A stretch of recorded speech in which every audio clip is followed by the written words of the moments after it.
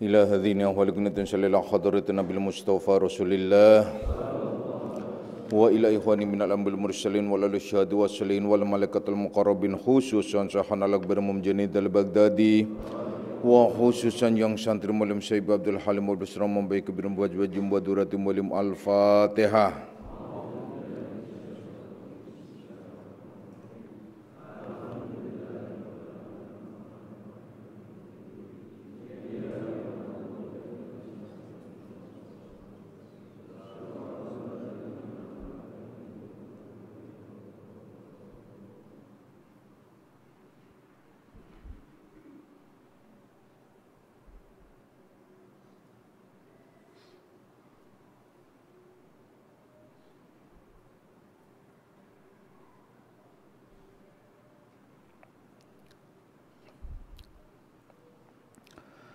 Assalamualaikum warahmatullahi wabarakatuh.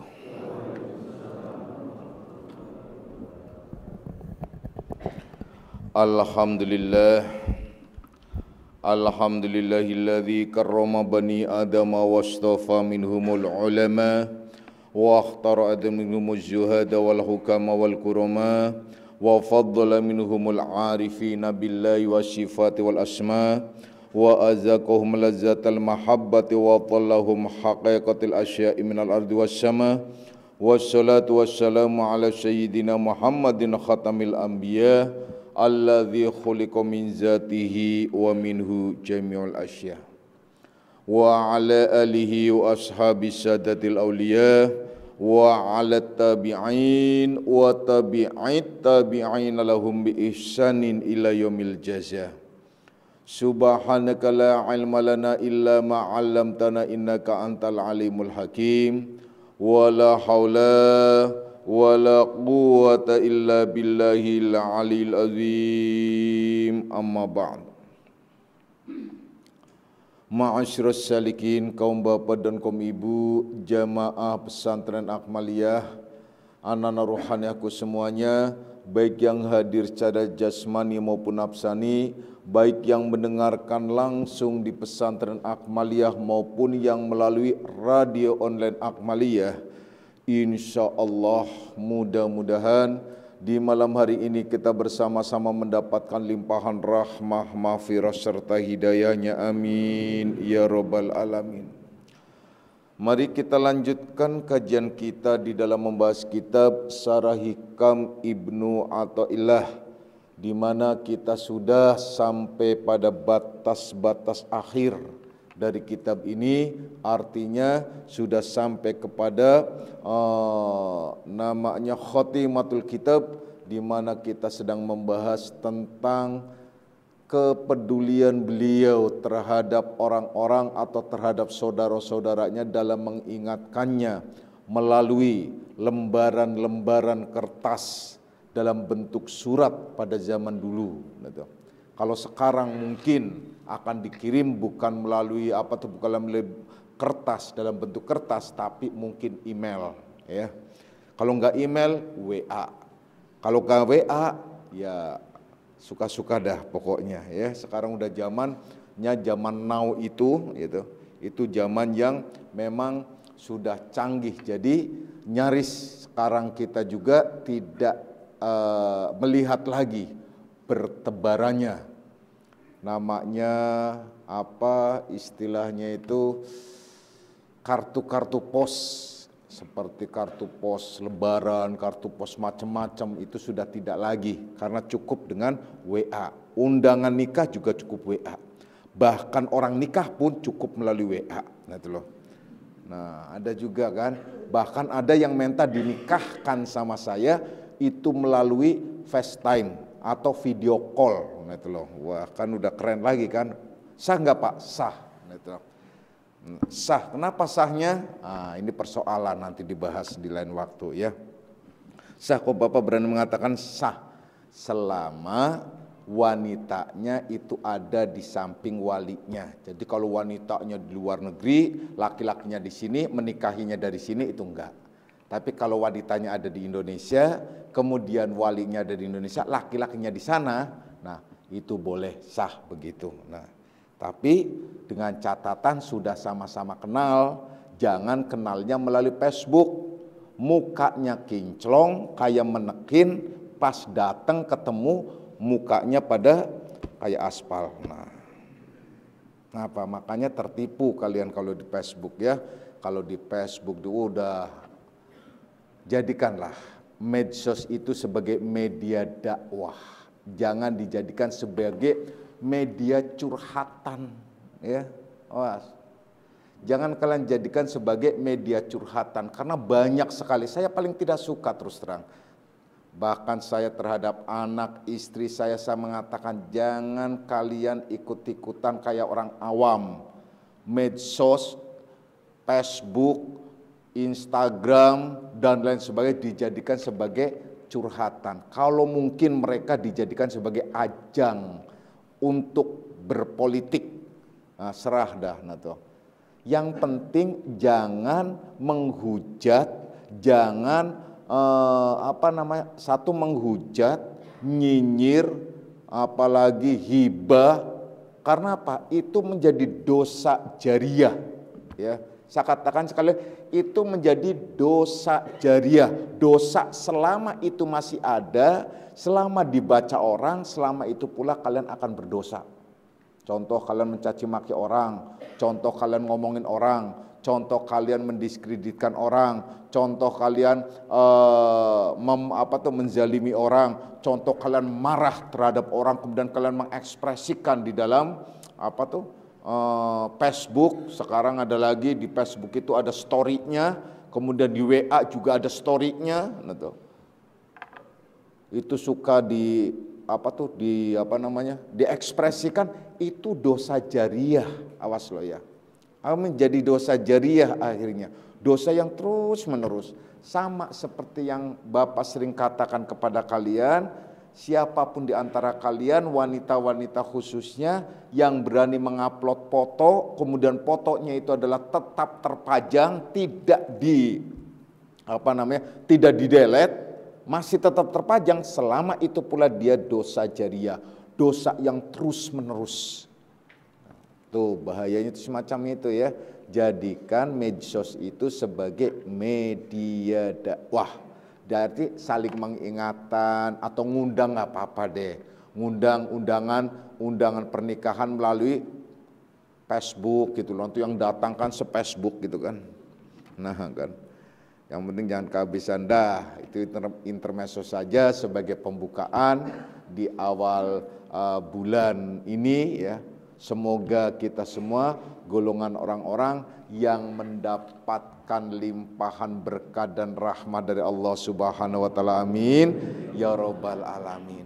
Jadi beliau pada zaman dahulu seperti sekelas beliau itu saya masih memberikan surat terhadap saudara-saudaranya dengan mengingatkan saudara-saudaranya. Mengingatkan saudara-saudara seperti yang telah dikaji pada kajian yang lalu, bahwa ada orang yang dengan sholat atau pada sholat atau di dalam sholat. Jadi ada yang khusyuk, ada yang menikmati di dalam sholatnya, ada yang menikmati dengan sholatnya. Itu sudah dibahas. Gimana sih Pak menikmati dengan sholatnya atau pada di dalam sholat, apa bedanya? Kalau di dalam sholat itu zatnya sholat, artinya dirinya yang menikmati. Tapi kalau dengan sholat itu dia menikmati efek dari sholat. Contohnya ialah seperti sholat dapat mencegah perbuatan keji dan mungkar. Maka dia dengan sholat dapat mencegah perbuatan keji dan mungkar. Bukan di dalam sholat dapat mencegah perbuatan keji dan mungkar. Itu maksudnya semacam itu ya. Benar enggak? Benar banget, karena targetnya sholat ialah tanha anil fasai wal mungkar. Sholat itu dapat mencegah perbuatan keji dan mungkar. Kalau kalian sholat tidak dapat mencegah perbuatan keji dan mungkar, kemudian ditanya sah enggak sholatnya? Sah. Dapat pahala enggak? Dapat pahala. Terus apa lagi? Kalau begitu enak dong sholat juga, berbuat maksiat juga, silahkan. Tapi pahala sholatnya tidak cukup untuk menutup dosa kemaksiatan. Itu persoalannya semacam itu doang. Paham gak sih kalian? Ya. Karena itu tadi. Jadi seperti kalau orang main potong kompas saja, kadang-kadang bypass juga. Gitu. Kenapa? Orang ngapain wanita nggak pakai kudung, nggak bakal sah sholatnya. Kata siapa? Percuma kamu sholat, orang nggak pakai nggak tutup aurat. Kata siapa? Sholat tetap sah, tutup aurat, tidak menutup aurat tetap dosa. Nah tinggal tuh dikombain. Ayo dituker, menutupi. Kenapa? Karena yang namanya dosa dan pahala itu jangan dibayangkan seperti kado yang nanti akan dikirim. Itu orang awam banget. Yang namanya dosa dan pahala itu yang pernah Bapak jelaskan bahwasanya innal hasanati yudghibna sayyi'ati kama yudghibul ma'ul wasakh. Jadi sesungguhnya yang namanya perbuatan baik itu dapat melunturkan, menghapus perbuatan yang buruk. Artinya pahala itu dapat menghapus perbuatan yang menghapus dosa. Sebagaimana lunturnya kotoran yang tersapu oleh air, lunturan kotoran yang terbawa oleh air, terbersihkan oleh air. Jadi Rasulullah Sallallahu Alaihi Wasallam sebenarnya sudah memperjelas. Cuman kadang-kadang pikiran kita, imajinasi kita, mainstream kita berubah-ubah. Padahal beliau telah menjelaskan gamblang bahwasanya pahala itu bukan dalam bentuk gambaran seperti kado atau apa gitu. Dosa itu semacam apa, tidak. Tidak harus kalian ke sana. Kalau kalian membuat sebuah perumpamaan, boleh perumpamaan-perumpamaan lain yang mendekati.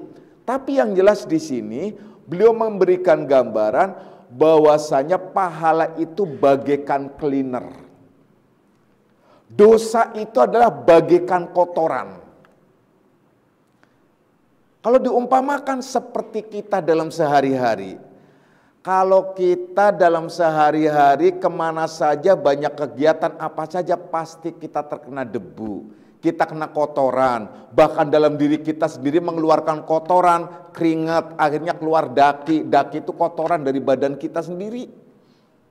Badannya bau asem, kecut, udahlah macam-macam ya. Maka satu-satunya jalan ialah untuk membersihkan, mandi. Agar seger sekaligus bersih. Emang gak mandi gak boleh Pak? Boleh. Kuda aja gak mandi kuat. Gitu loh. Kambing gak mandi laku. Ayam gak pernah mandi. Wow, banyak yang cari. Silahkan kalian mau pilih yang mana. Mau jadi ayam, kambing atau kuda. Gak apa-apa. Gitu loh. Bahkan antibodinya lebih kuat kalau orang yang gak pernah mandi. Antibodinya nggak kuat. Kenapa? Contohnya orang gila itu antibodinya kuat. Kenapa? Karena dia nggak pernah mandi. Gitu. Jadi kalau kalian ingin antibodinya kuat, silakan jadi orang gila. Gitu. Maka orang gila nggak pernah mandi. Maka orang yang nggak pernah mandi berarti orang gila. Udah gampang gitu aja ya. Nah kita lanjutkan lagi. Jadi ya perumpamaan tersebut sangat jelas. Seperti Rasulullah Sallallahu Alaihi Wasallam juga pernah menyatakan kepada para sahabat, wahai sahabat-sahabatku, jikalau di depan rumahmu ada sungai, kemudian kamu mandi itu setiap hari, bahkan sampai 5 kali, kira-kira bersih nggak badanmu? Para sahabat mengatakan, bersih ya Rasulullah. Itulah sholat 5 waktu. Berarti sholat 5 waktu itu diumpamakan mandi. Sama dengan mandi rohania. Jadi kalau kalian habis berbuat dosa, jangan lupa kalian sholat. Jangan kemudian kalian tambah putus asa. Ngapain orang saya juga udah berbuat dosa, udah macam-macam. Ngapain sholat juga nanti gak diterima. Itu namanya orang keblinger. Itu namanya orang putus asa. Itu yang namanya orang sudah jatuh ketimpan tangga, diseruduk sama kerbau. Nah itu loh. Itu sama tuh semacam itu. Justru kalian sholat karena kalian kotor. Justru kalian ibadah karena kalian dalam kondisi kotor. Sama seperti kita mandi setiap hari. Nah itu loh. Pagi mandi, sore mandi. Nah itu loh. Itu contoh, jadi pahala itu ialah cleaner, pembersih, bagaikan air.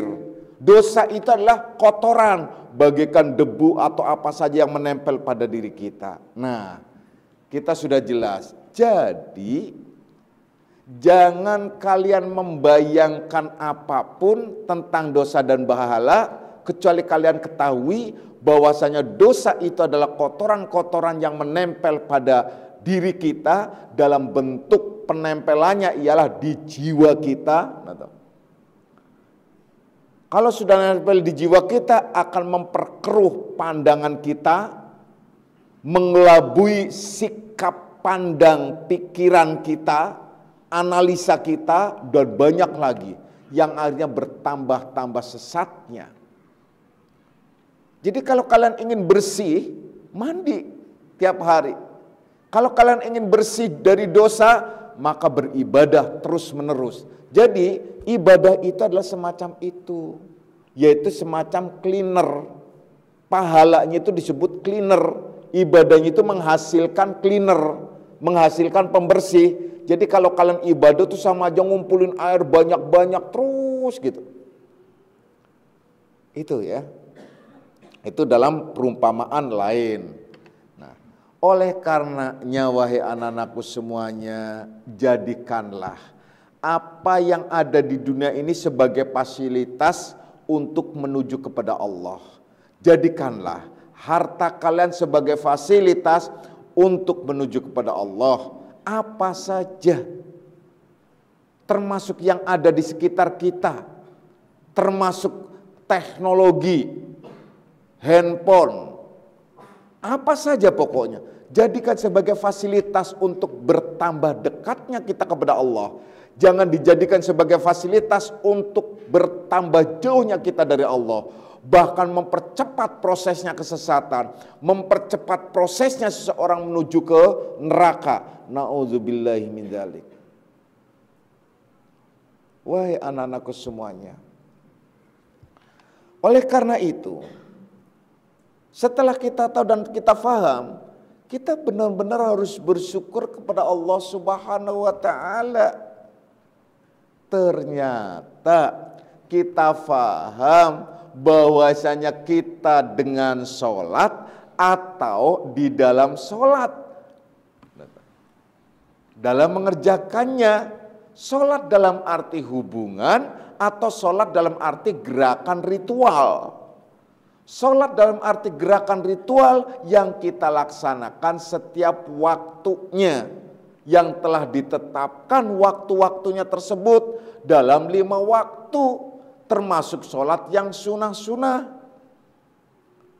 Sedangkan sholat yang bukan ritual dalam arti hubungan connecting dengan Allah, di mana kita selalu zikir, ingat kepada Allah, berzikrullah, yaitu wa dzakarasma rabbihi fasalla, yaitu dengan mengingat Allah, fasalla, kemudian ia dalam mengadakan hubungan, kesadarannya itu penuh bahwasanya Allah selalu ada beserta kita. Allah selalu melihat dan memperhatikan apa yang kita kerjakan. Allah selalu memperhatikan apa yang kita lakukan. Allah selalu beserta kita di mana saja kita berada. Wa huwa ma'akum aina ma kuntum. Ia beserta kamu di mana saja kamu berada. Siapa? Hu, dia. Huwa. Siapa huwa itu? Simpelnya ialah Allahu Ahad. Tapi kalau sudah berbicara huwa ke kita bismillah, itu udah lain lagi. Pemahaman-pemahaman lebih dalam dan kita lebih menggigit lagi istilahnya di dalam memahami ilmu tersebut. Jadi kita harus paham dan harus benar-benar memahaminya. Oleh karenanya di dalam hal ini Ibnu Athaillah menjelaskan terhadap saudara-saudaranya, annasu fi wurudinil minani ala salasati aksamin. Jadi manusia itu di dalam menghadapi nikmat-nikmat Allah, karunia Allah, fasilitas-fasilitas yang diberikan oleh Allah di dunia ini, itu ada 3 bagian. Nikmat-nikmat apa dia? Orang-orang, artinya 3 pemahaman, 3 kelompok orang yang memahami, artinya 3 tahapan, 3 derajat, 3 makom, tergantung pada kualitas pemahaman orang tersebut, tergantung juga kualitas derajat orang tersebut, tergantung juga kualitas ruhaniah orang tersebut. Karena memang setiap manusia itu disebutkan oleh Allah, hum darajatun indallah, mereka bertingkat-tingkat di sisi Allah. Maka tingkatan di sisi Allah itu disederhanakan dalam wilayah-wilayah tertentu, mulai dari wilayah jasmania, nafsania, dan ruhania. Itu mempunyai tingkatan-tingkatan, sampai akhirnya surga pun mempunyai tingkatan-tingkatan. Ada yang namanya surga Firdaus yang tertinggi, kemudian di bawahnya berbagai macam surga-surga, termasuk surga Ma'wa, surga Darussalam, dan lain sebagainya. Begitu juga neraka tingkatan, mempunyai tingkatan, karena memang manusia juga punya tingkatan dari perbuatan tentang kemaksiatannya, dosa-dosanya. Namun kalian tidak usah khawatir apabila kalian melakukan dosa kemudian kalian taubatan nasuha, Allah akan datang dengan rahmatnya. Apabila Allah datang dengan rahmatnya, maka tidak usah dikhawatirkan sebesar apapun dosa itu, diampuni oleh Allah Subhanahu wa ta'ala dan tidak ada artinya di sisi Allah. Tapi apabila Allah datang dengan fadlnya, jangan kalian berbesar hati, jangan kalian meremehkan, jangan kalian mengecilkan dosa sekecil apapun.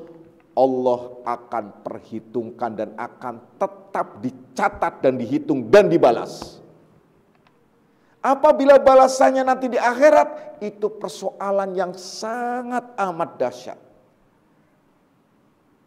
Kalau dibalasnya di dunia, maka selesailah untuk di akhiratnya. Wahai anak-anakku semuanya, ngeri terkadang kita. Kadang juga kita tidak mau tahu. Kadang-kadang orang terlalu berlebihan, fokusnya hanya kepada tauhid, tapi ia tidak ada getaran-getaran khusus terhadap Allah yang disebutkan oleh orang-orang ahli thariqah, orang-orang yang ahli tasyawuf, orang-orang yang ahli hakikat. Itu adalah sifat yang istimewa pada seorang salikin manakala ia ada sifat khauf dan roja. Sifat khauf itulah sifat yang takut terhadap Allah dengan segala macam ancaman, perintah dan lain sebagainya. Takut tidak diakui oleh Allah, takut tidak diterima ibadahnya oleh Allah, takut tidak disentuh oleh Allah, tidak ditarik oleh Allah, tidak diakui sebagai hamba Allah. Karena kita kadang-kadang hanya ngaku-ngaku menjadi hamba Allah, tapi belum tentu Allah itu mengakuinya. Takut dengan segala apa yang telah ditetapkan oleh Allah Subhanahu wa ta'ala dalam keburukan, yang dikhawatirkan kita golongan orang-orang yang diburukan oleh Allah. Khauf itulah sifat orang-orang yang menuju kepada Allah. Bahkan khauf ini bisa mengantarkan seorang menjadi ma'rifah kepada Allah Subhanahu wa ta'ala. Sebagaimana firman Allah yang menyatakan, waliman khafa maqama rabbih jannatani. Barang siapa yang takut pada makom Tuhannya, dia adalah berhak mendapatkan 2 surga. Surga di dunia ialah surga ma'rifah. Surga di akhirat ya surga sebagaimana yang telah dijanjikan oleh Allah. Dengan mahligai serta isinya di dalamnya. Termasuk bidadari-bidadari yang ada di dalamnya. Jadi bukan berarti nanti surga di sana tidak ada kalau sudah ma'rifah, tidak. Namun kalau orang yang sudah ma'rifah itu tidak rindu terhadap surga yang di sana. Kenapa? Karena ia telah faham dan tahu bagaimana dia akan rindu terhadap surga yang sementara ia selalu melihat dan menyaksikan bahkan merasakan tentang surga itu. Kalau orang yang rindu itu kan orang yang tidak pernah tidak pernah bertemu atau tidak tahu atau jauh. Tapi kalau orang yang setiap saat melihat dan dapat melihat, tidak ada kerinduan. Walau ia sangat menyukai, mencintainya sekalipun. Menyukai, mencintai, menginginkan surga. Tapi ia selalu melihat tentang surga. Pantas disebutkan bahwa ia ternyata tidak merindukan surga yang di sana. Tapi bukan berarti menolak. Karena ia tahu dan ia merasakan surga yang sesungguhnya. Hakikat surga itu sendiri. Itu khauf. Roja itu adalah harapan, optimisme. Dia tidak pernah yang namanya putus asa dalam menuju kepada Allah Subhanahu wa taala. Orang-orang yang semacam ini adalah orang-orang yang diistimewakan oleh Allah Subhanahu wa taala. Oleh karenanya, wahai anak-anakku semuanya, jadikan bahwasanya apa saja yang telah dianugerahkan oleh Allah kepada kita, baik dalam diri kita, di luar kita, piranti, fasilitas yang ada, jadikan fasilitas itu sebagai pijakan untuk menuju kepada Allah Subhanahu wa taala. Jangan sampai piranti itu justru menyeret kita ke dalam kesesatan yang bertambah jauh. Karena manakala kita terseret dengan kesesatan-kesesatan tersebut, itu yang sangat amat merugi. Itu yang disebut kebanyakan manusia itu rugi. Karena apa? Terseret oleh nafsu yang ada di dalam dirinya. Terseret oleh piranti yang ada di sekitarnya. Terseret oleh apa? Oleh gelombang dunia, dalam hal ini ialah pusaran harta benda. Tidak sedikit orang yang tenggelam di lautan nafsu, di lautan dunia, terseret oleh kenikmatan harta benda. Nah, kenikmatan-kenikmatan yang ada sesungguhnya ialah ada pada diri orang-orang yang telah dianugerahi oleh Allah Subhanahu wa taala, maka bertingkat-tingkatnya derajat kenikmatan dalam menanggapi dan mensikapinya. Maka ini adalah orang-orang yang diistimewakan oleh Allah Subhanahu wa taala. Tetapi di sini beliau menggambarkan tentang kenikmatan yang ditanggapi dan sikap orang yang menerima kenikmatan dari Allah Subhanahu wa taala dalam mensyukurinya itu berbeda-beda dan dikelompokkan pada 3 kelompok. Artinya bukan kelompok dalam arti organisasi, bukan kelompok dalam arti sekte, bukan kelompok dalam arti apa saja apalagi ormas. Ini kelompok di sini artinya derajat. Bisa jadi seperti kita sekarang di sini semuanya sama, tapi hakikatnya kita mempunyai pemahaman yang berbeda-beda. Jadi dalam hal ini adalah pemahaman sikap yang menjadikan paradigma, paradigma hidup. Jadi beliau menyatakan bahwasanya an-nasu fi wurudil minani ala salasati aksam, bahwasanya orang-orang manusia di dalam menghadapi nikmat karunia Allah Subhanahu wa taala itu ada terbagi 3, mendapatkannya itu adalah terbagi 3. Apa saja sih? Pertama disebutkan farihun bil minani la min haisu muhdiha wa munsyi'iha walakin biwujudi mut'atihi fiha fahada minal ghafilin. Jadi yang pertama itu ialah manusia yang menerima nikmat dengan genggam gempita bergembiranya bukan karena ia melihat siapa yang memberikan nikmat itu, tetapi semata-mata mereka hanya bisa melihat dan memandang kelezatan dan kenikmatan dengan melalui proses pemahaman dari hawa nafsunya.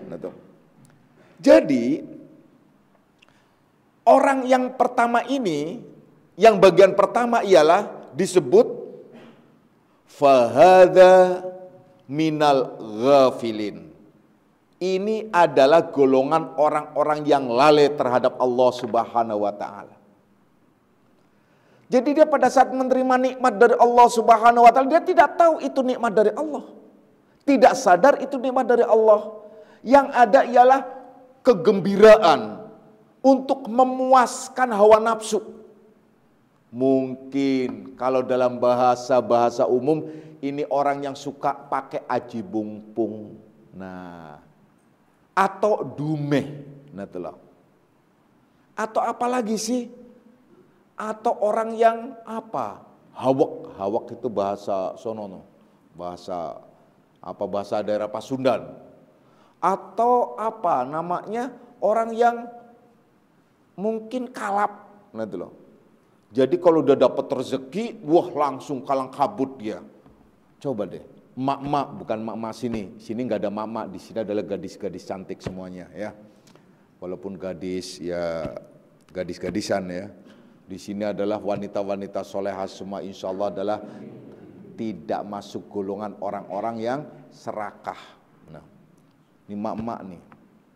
Mak-mak sono, bukan sini, saya ulangi lagi, mak-mak sono. Makanya saya bilangnya mak-mak gitu ya. Banyakan mak-mak itu nggak boleh dia dapat rezeki sedikit. Dia dapat rezeki banyak dikit, udah deh, pikirannya itu kemana-mana. Perasaannya kaki ini gatel aja kayak ada yang narik-narik.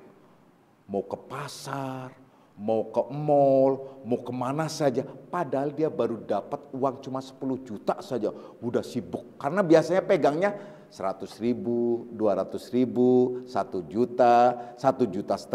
Nah 2 juta saja udah cukup, itu 1 bulan 3 juta, apalagi udah 30. Ini tiba-tiba dikasih sama suami 10 juta. Umpamanya. Itu langsung dia itu gak bisa tidur. Merem, melek matanya, pikirannya nerawang, aduh besok perasaan saya itu waktu ke sana ya ke mall itu ada kudung. Masih mending pikirannya kudung. Ini ada baju, ada kaos, ada wah macam-macam. Pikirannya udah macam-macam. Udah kebayang-bayang terus. Nah, akhirnya pagi-pagi suami belum berangkat, dia sudah berangkat duluan pergi. Bawa uang itu. Sampai-sampai dia di mall itu dia duduk dulu. Karena mallnya bukannya jam 10, dia jam 7 udah sampai. Karena semangatnya gitu loh. Ini orang yang lalai namanya gitu. Bukannya dapat harta benda untuk ingat kepada Allah, tapi malah buat melakukan yang kurang baik. Walaupun itulah tidak maksiat contohnya. Lebih maksiat lagi, dikasih rezeki buat beli tank top. Apa tuh tank top? Buat beli bajunya yang seksi-seksi. Buat beli macam-macam dipakai. Coba apa coba? Itu bukan karena nafsu, apalagi. Nah, banyak lagi. Rezeki yang membawa malapetaka.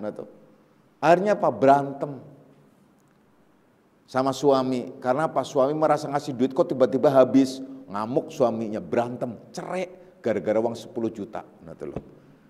Kenapa? Karena dihabiskan oleh istri tiba-tiba. Yaitu istrinya tadi. Atau sebaliknya, Jadi kalian mendapatkan kenikmatan dari Allah. Banyak mereka yang mendapatkan kenikmatan dari Allah. Itu bukan bersyukur kepada Allah, malah hanya dia melampiaskan kenikmatan tersebut. Dapat mobil, bukannya untuk ibadah, malah buat jalan-jalan kemana-mana. Dapat motor, bukannya untuk ke masjid dulu, ke musola dulu, kemana dulu. Coba deh kalian biasakan, kalau dapat kendaraan rezeki, pertama kali kalian bawa untuk sholat, untuk ke masjid atau majelis taklim atau silaturahmi deh. Minimal adalah untuk silaturahmi ke orang tua, silaturahmi ke tetangga. Nah, ini dapat motor langsung silaturahminya kemana? Ke janda. Nah, kan repot. Nah, jangan tersinggung yang jadi janda. Di sini nggak ada janda ya. Nah, adanya jamu. Dah, kita lanjutkan ya. Jadi banyak orang yang mendapatkan rizki yang berlimpah, nikmat yang berlimpah, tapi justru dia melampiaskan nafsunya. Jadi dia menikmatinya dengan kenikmatan-kenikmatan ya, sesuai dengan selera nafsunya. Tidak mengingat kembali kepada Allah Subhanahu wa taala bahwa rezeki itu didatangkan oleh Allah. Semuanya diberikan oleh Allah. Allah itu bisa mencabut sekejap mata loh. Kalau kalian dapat rezeki, pertama kali yang kalian ucapkan alhamdulillahirabbil alamin. Yang kedua pelaksanaan alhamdulillah. Kalau kalian sudah memuji kepada Allah bahwa semua itu dikembalikan kepada Allah, maka kalian akan ingat perintah Allah. Apa sih yang pertama kali kalian ingat? Ialah setelah kalian membaca alhamdulillah, kalian ingat adalah infak. Mengeluarkan sebagian rezekinya karena ini wajib. Wa anfiqu mimma rozaqnakum. Infakkanlah sebahagian rezeki yang telah kami berikan kepadamu, yaitu untuk di jalan Allah. Apabila kalian tidak memberikannya, tetap memegangnya secara kuku, Allah akan mengambilnya secara paksa. Dengan apa secara paksa? Macam-macam. Yang jelas uang itu keluar tidak sesuai dengan kehendak kita. Dicopetlah, dirampoklah, didatangi malinglah, difitnahlah, dijebaklah, macam-macam. Rezeki itu adalah keluar tanpa yang kita kehendaki. Makanya kita infakkan minimal 2,5%. Tapi saya sebagai mursyid kalian, guru kalian, dan siapa saja yang merasa diri menjadi anak-anak Bapak sebagai salikin salika, silahkan kalian infakkan di jalan Allah, bukan 2,5%, tapi saya wajibkan 10%. Kemudian di jalan Allah di mana? Silahkan kalian sudah punya tempat akmaliyah tempatnya, silahkan lakukan. Di pengurus bisa kalian langsung ke pengurus yang telah ditunjuk, yang telah diketahui. Atau kalian bisa langsung ke kotak-kotak amal kalian sebagiannya. Atau sebagiannya adalah untuk kalian langsung. Bisa, itu adalah tempat yang tepat.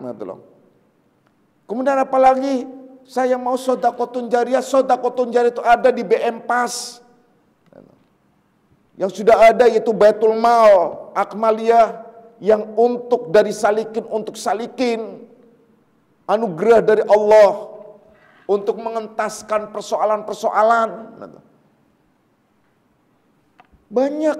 Tapi kalau tidak, silahkan kalian menanggung resikonya sendiri.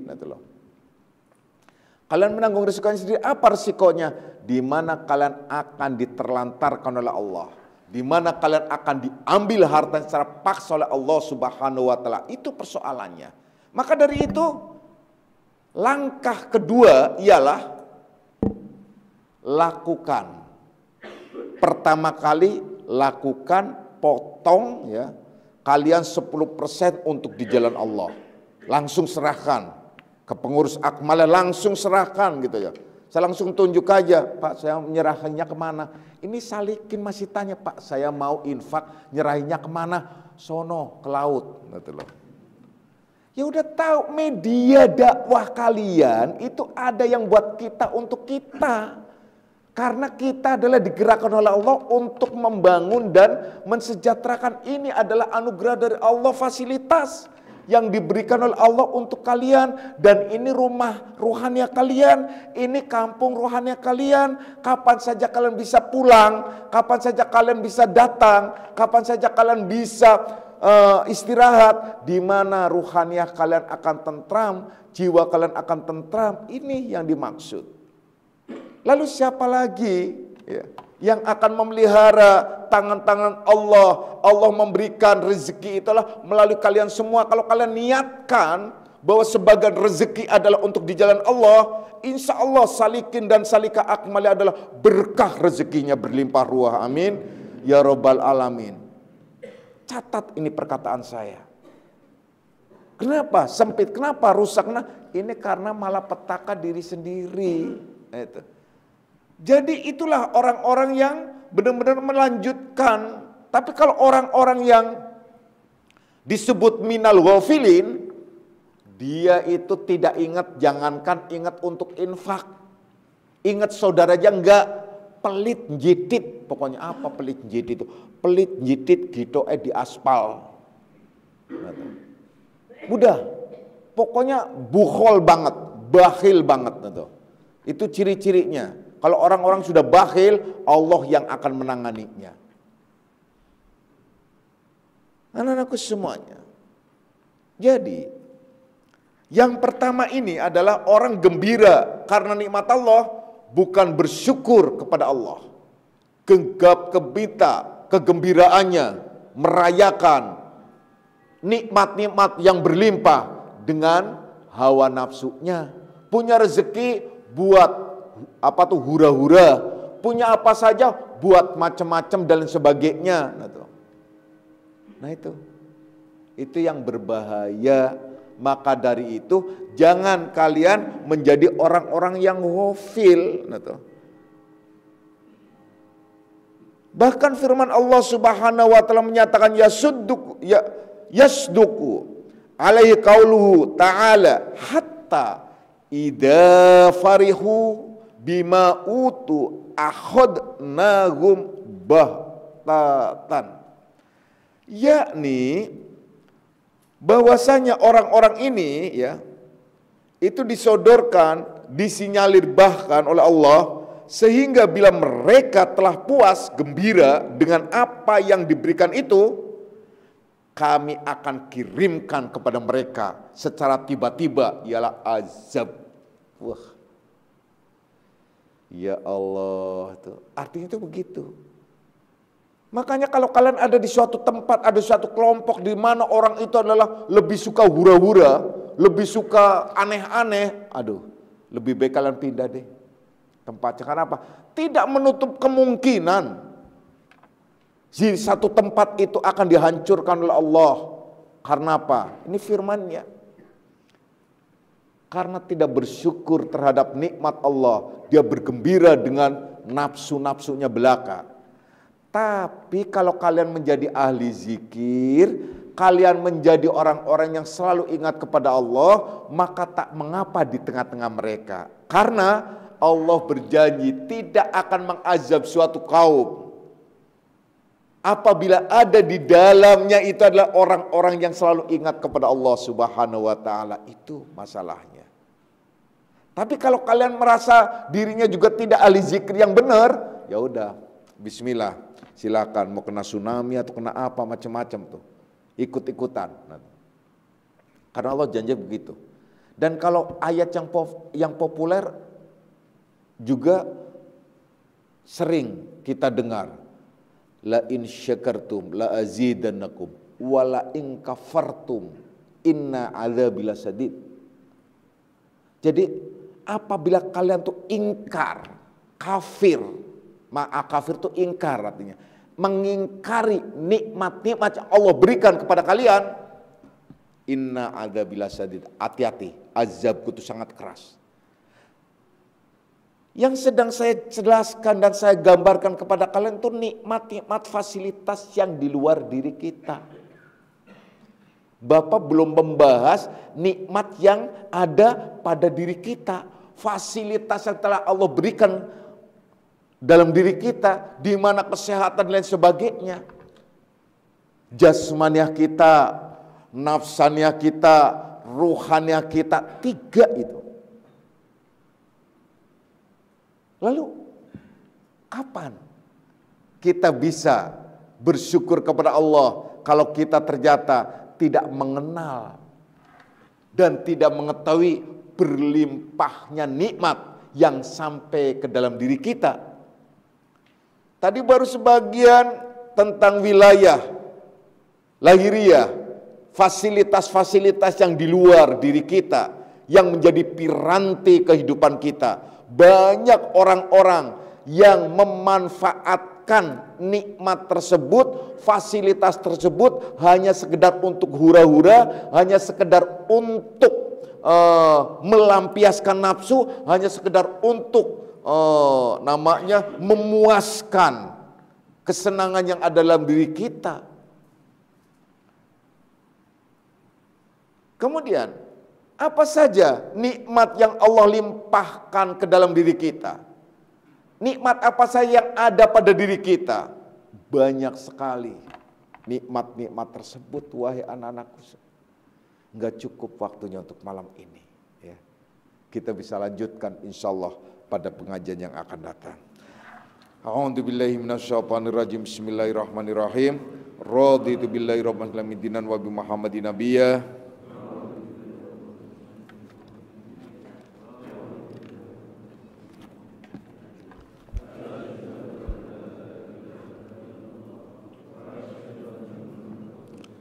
Hadanallahu wa ikum jima'in wa lafa minkum. Wassalamualaikum warahmatullahi wabarakatuh.